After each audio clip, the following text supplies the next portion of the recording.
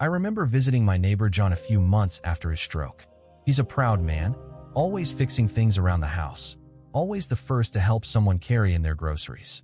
But that day, he was sitting quietly by the window, watching the world go by, feeling like he'd lost a piece of himself. "It's not the big stuff I miss," he told me. "It's the little things, standing up to make my own coffee, walking to the mailbox without worrying I might fall." That really stuck with me because I know so many of you watching have felt the same way. If you've been through a stroke, you know the road back to independence can feel long and sometimes lonely. But here's the truth. Even the smallest, safest movements can start to rebuild not just your strength, but your confidence.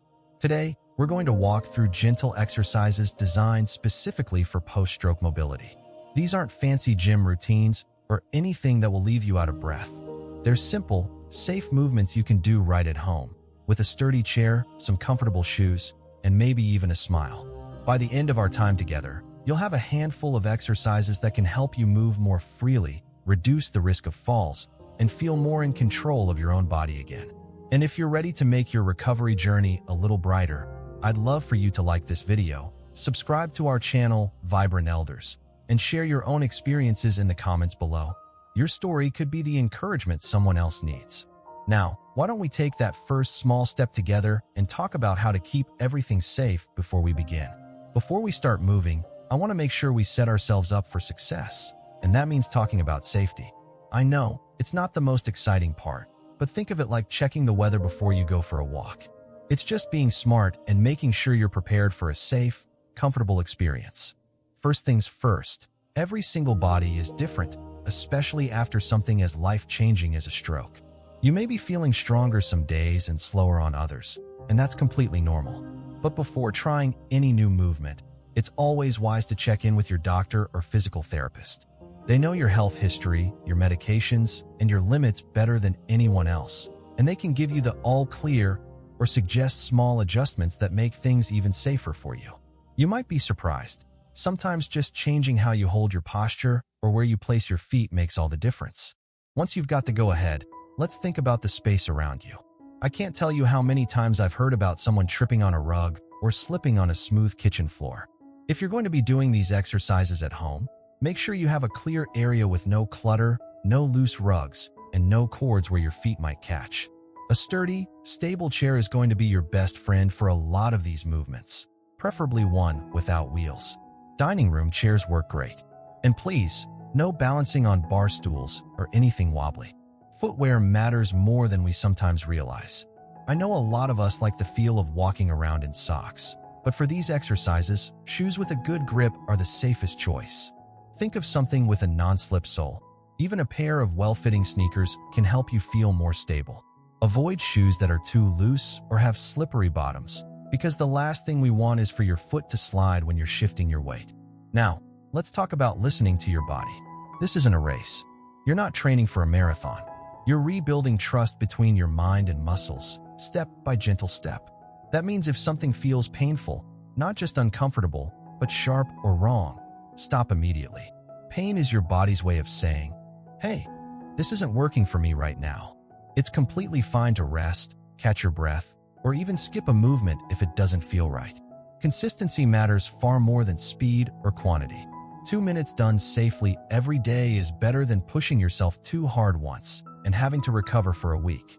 Having someone nearby, whether it's a spouse, a friend, or even a neighbor, can be a huge confidence booster, especially in the early days.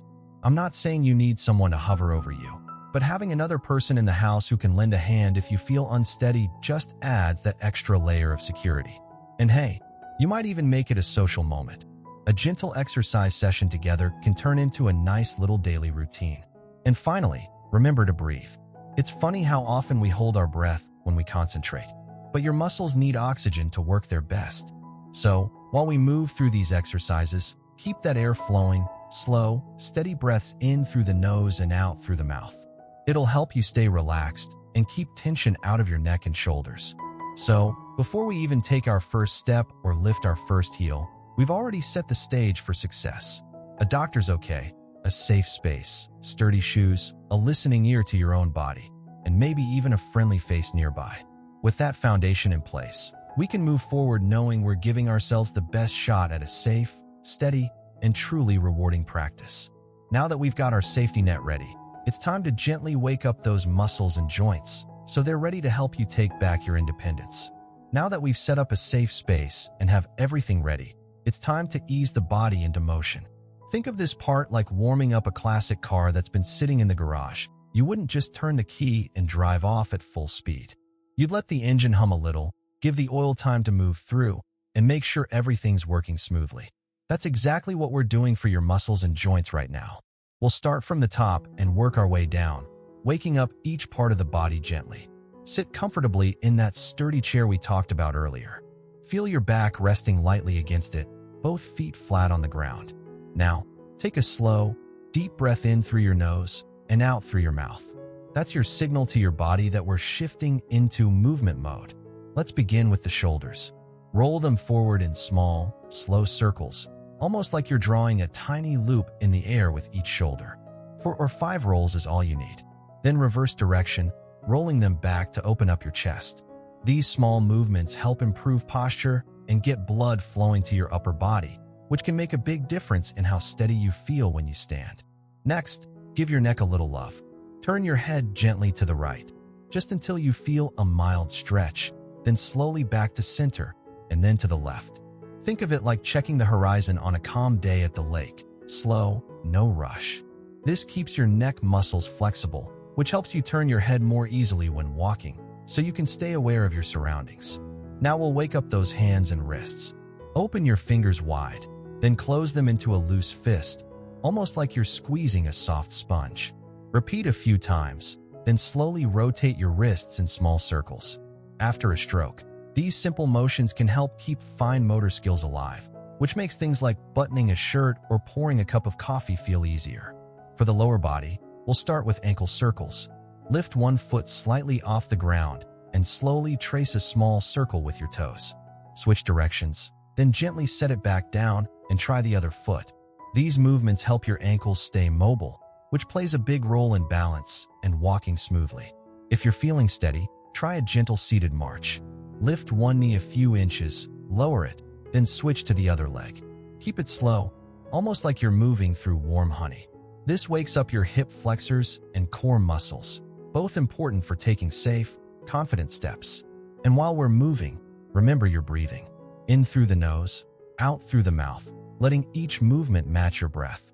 Picture the air flowing all the way down to your belly and back out again, carrying tension with it.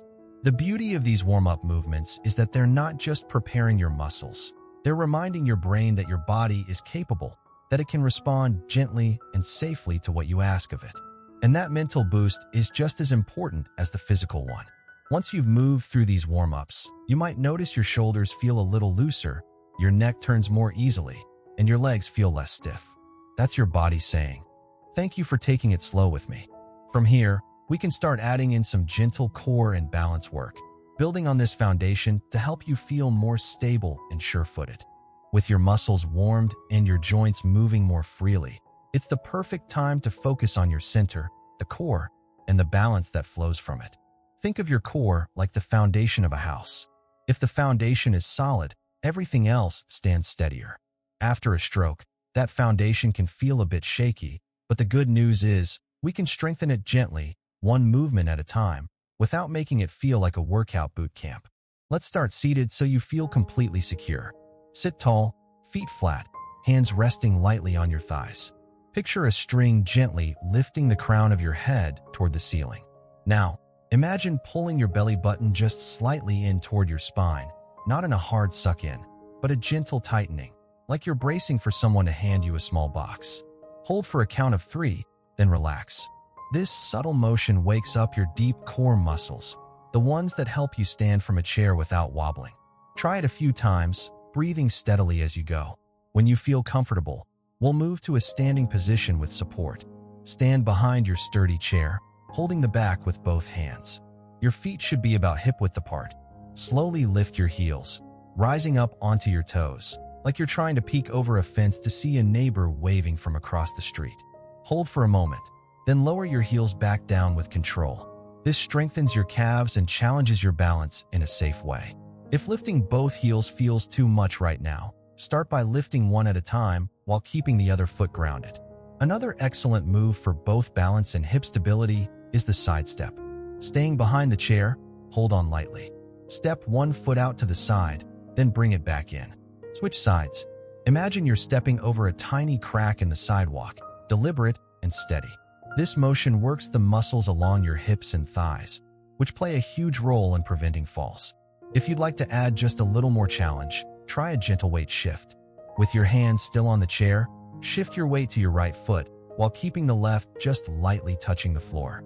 Hold for a few seconds, then shift back to center and over to the left. Think of it like swaying slowly to a favorite old song, controlled and balanced, never rushed. One thing to remember with all of these movements is that balance is as much about the mind as it is about the muscles.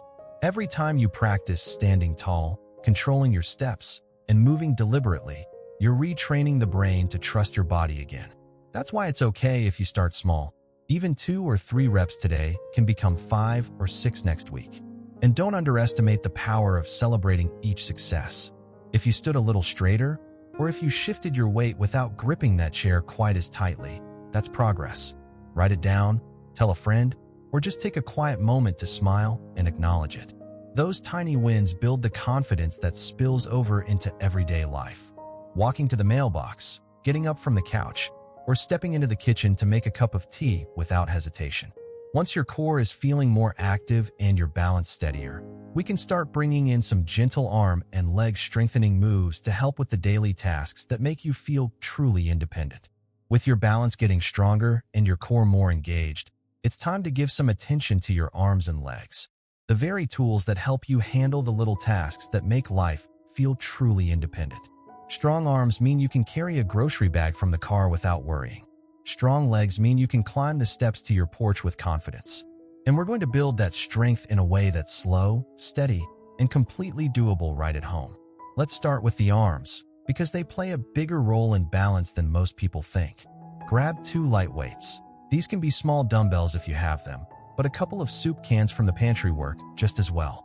Sit tall in your chair with your feet flat on the floor and your elbows tucked close to your sides. With palms facing upward, slowly curl your hands toward your shoulders, keeping your elbows in place.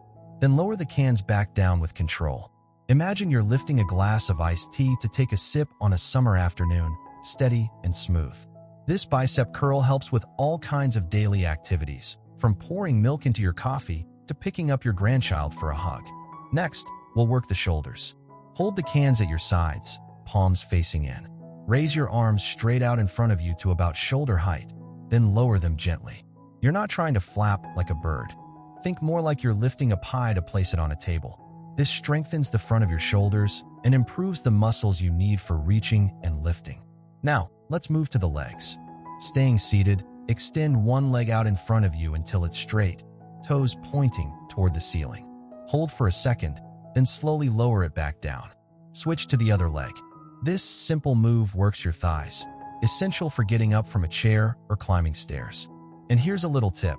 Try pulling your toes back toward you while your leg is lifted. That wakes up the muscles along your shin and ankle, which help prevent tripping.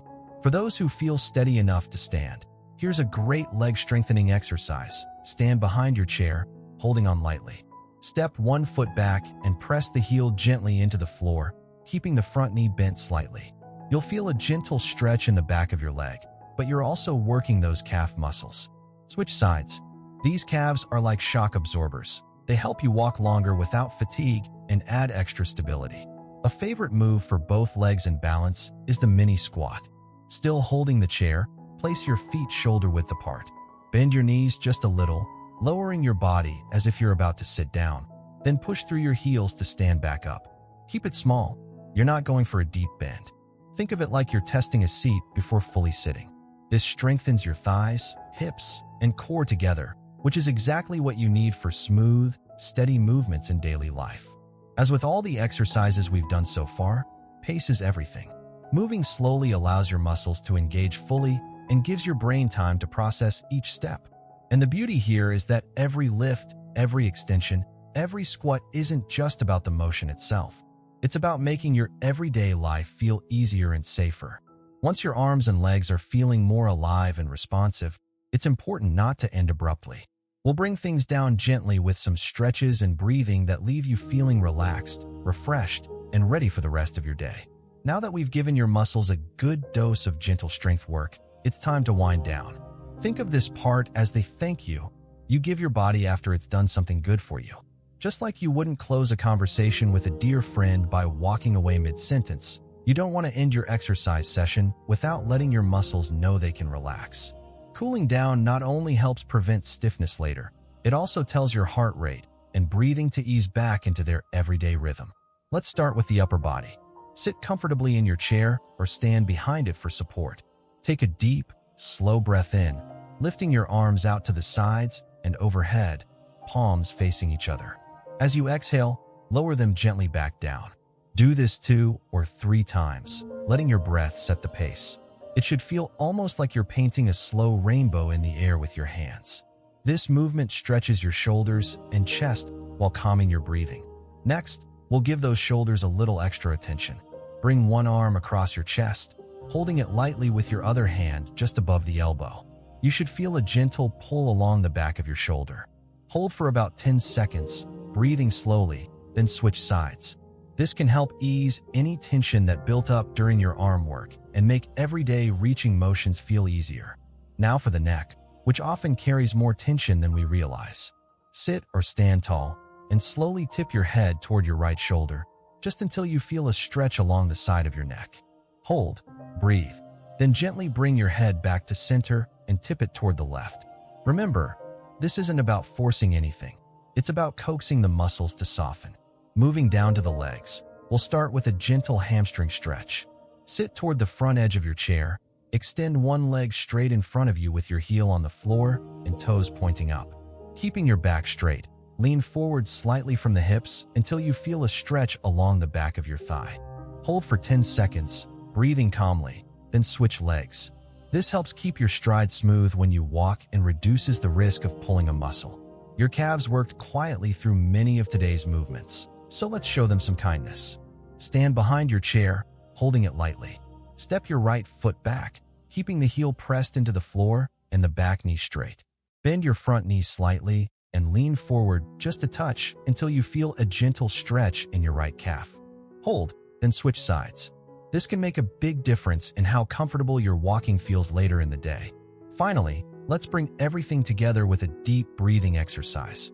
Sit or stand comfortably, shoulders relaxed. Close your eyes if you like. Inhale slowly through your nose, feeling your belly rise as the air fills you up.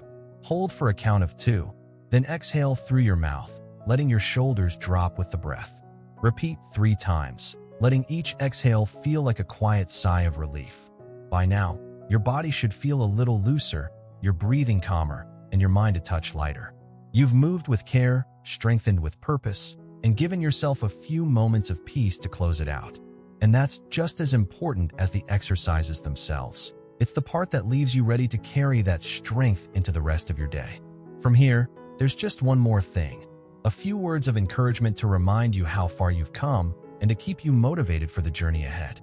You've just given yourself a real gift today, and I want you to take a moment to appreciate that. Not everyone makes the choice to invest in themselves like this, especially after something as life-changing as a stroke. It's easy to focus on what's been lost, but you've spent this time focusing on what you can rebuild, and that is something to be proud of. Recovery isn't just about the body getting stronger. It's about your mind learning to trust that body again, and your spirit realizing it's still capable of joy and independence. Each movement you did today, from the smallest ankle circle to the steady rise on your toes, is a message to yourself. I'm not giving up on me. That's a powerful message, one worth repeating every single day. I've seen how these small steps can lead to big changes. My friend Margaret, the one I told you about at the start, started with just a few minutes of these gentle movements each day. At first, she needed her husband right beside her for every exercise. But slowly, almost without realizing it, she began to feel steadier. She could stand at the counter and make her morning toast without holding on. She walked to the mailbox by herself for the first time in months. And the look on her face, that spark of pride and freedom, is something I wish I could bottle and share with every single one of you. You might not notice progress day by day. Some mornings, it might feel like nothing's changing at all. But over weeks and months, the little victories start stacking up. Your muscles remember. Your balance improves.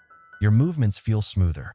And perhaps most importantly, you begin to move without that constant whisper of fear in the back of your mind. That's when you know you're truly taking back your independence. So keep going. Even if all you can manage on a certain day is the warm-up, that's still a win. Even if you have to pause between every movement, that's okay. This isn't a race. You're building something lasting, something that will support you in all the little and big moments of life. I'd love to hear about your progress. Maybe you've already started noticing changes, or maybe you're just at the very beginning and feeling a mix of excitement and uncertainty. Either way, your story matters, not just to me, but to others who might be watching this and wondering if it's worth starting. Drop a comment below and share your journey. It could be exactly what someone else needs to take that first step. And if this video has encouraged you, I'd be grateful if you gave it a like, subscribed to Vibrant Elders, and shared it with someone who could use a bit of hope and motivation. The more we can spread these safe, confidence-building exercises, the more people we can help reclaim their independence after a stroke. For now, take a deep breath and give yourself credit. You showed up. You moved. You invested in your future self. And that's worth celebrating every single day. When you think back to where we began today, with a safe, quiet space and a promise to move gently, and compare it to where you are right now, I hope you can feel that difference. Maybe your shoulders sit a little taller. Maybe your legs feel just a touch steadier, or maybe it's simply that your confidence has grown. Every bit of that matters. The journey after a stroke can feel uncertain at times, but the truth is, progress isn't about dramatic leaps. It's about showing up for yourself, choosing to move, and trusting that even small steps will carry you forward. Those warm-ups, the balance work, the strength exercises, and the stretches aren't just routines, they're building blocks. And every time you practice them, you're stacking those blocks into a stronger, more independent version of yourself. I want you to remember that these moments aren't just about exercise. They're about giving yourself the freedom to do the things you love, walking to greet a neighbor, cooking your own meal, or enjoying a trip to the park without worry. Independence is made up of these everyday victories, and you've taken a big step toward reclaiming them. So as you go about the rest of your day, carry with you the knowledge that you are capable, you are improving, and you are worth every bit of the effort you've put in. Keep building this habit, keep listening to your body, and keep celebrating the progress, no matter how small it feels in the moment. If today's session encouraged you, please like the video, subscribe to Vibrant Elders, and share your thoughts below. You never know whose life you might touch with your story. Here's to strength, confidence, and the joy of living fully, one gentle step at a time.